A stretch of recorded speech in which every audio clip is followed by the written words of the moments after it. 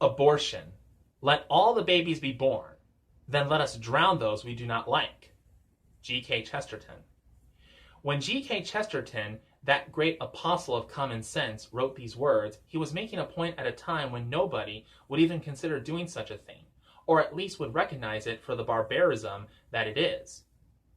Would that he could have foreseen the future, perhaps he did, and glimpsed today's moral landscape when that willingness to condone, even celebrate, as a sacred right, the killing of the most innocent and defenseless among us is precisely the stance of a not insignificant number of prominent Democrats, albeit drowning is not the preferred method.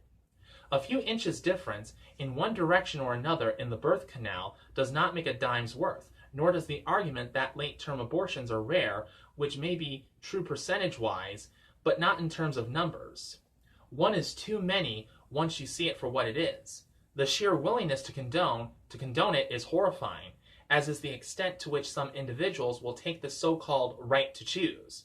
Witness the disgusting sentiments expressed by the governor of Virginia regarding infanticide, as President Trump rightly called it. Consider that the Democratic Party's very platform supports unrestricted abortion up to the moment of birth. Are we Catholics supposed to subsidize this barbarism? The Democrats truly are, as Trump labels them, the party of third trimester abortion. But enough of the depths to which the Democrats have sunk. What of President Trump? On abortion, the killing of the unborn child in the womb, Donald Trump had some catching up to do. He was not a lifelong pro-lifer. He has not traditionally been thought of as a particularly religious man, and yet, for whatever reason, he has been the best friend the unborn around the world have had in the Oval Office since Roe v. Wade. He pledged to name pro-life justices, and has done so.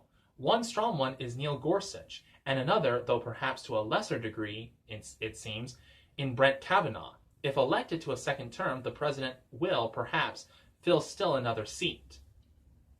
And it is not just at the Supreme Court level. He has, in effect, remade the federal judiciary by naming nearly 200 judges, the vast majority of whom one can expect will respect the Constitution and be friendly to the pro-life cause and religious freedom. He was the first president to directly address the March for Life, the annual gathering of hundreds of thousands of pro-lifers, young and old, to demonstrate and pray for an end to abortion, an event the true size of which the mainstream media has minimized and blacked out for years. There, he gave a stirring speech and made unequivocal his and his administration's commitment to rolling back the pro-abortion efforts of prior administrations. He has spoken out more directly to the media about their own support for abortion. Witness when he turned the tables on MSNBC anchor and Catholic Chris Matthews. Matthews was attempting to track candidate Trump on the question of the criminalization of abortion. Instead, he was put on the spot himself, as the interviewee became the interviewer when Trump insistently asked Matthews why, if he was a Catholic, he supported abortion. He called him out in a way we've not seen a bishop do, which is a tragic thing to note, by the way. These are only some of President Trump's efforts on behalf of the pro-life cause. Since his first day in office, President Trump has taken historic action to protect the sanctity of every American life. President Trump has urged Congress to pass legislation banning the horrendous practice of late-term abortion. Last year, President Trump took action to end federal research using fetal tissue from abortions. Shortly after taking office, President Trump issued a memorandum reinstating and expanding the Mexico City policy, banning funding to organizations that provide abortion overseas. The Trump administration issued a ruling preventing Title V family planning funds from supporting the abortion industry. President Trump became the first sitting president to address the annual March for Life rally.